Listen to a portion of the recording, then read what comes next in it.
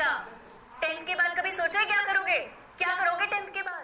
अब कभी किसी का बुरा करके ना खुश मत होना, कि कभी किसी का बुरा करके ना खुश मत होना, क्योंकि ऊपर वाला जब हिसाब करता है ना तो वो संभलने तो क्या, आपको रोने के लायक भी नहीं छोड़ता है, आपको रोने के लायक भी नहीं छोड़ता है।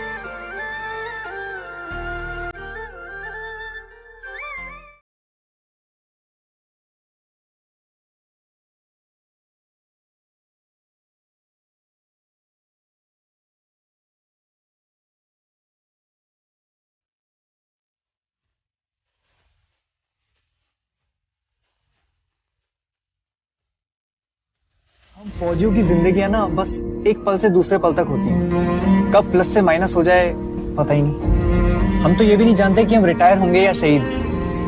तो हम जितना भी जीते हैं उसमें से हर एक पल से जिंदगी निचोड़ के जीते हैं।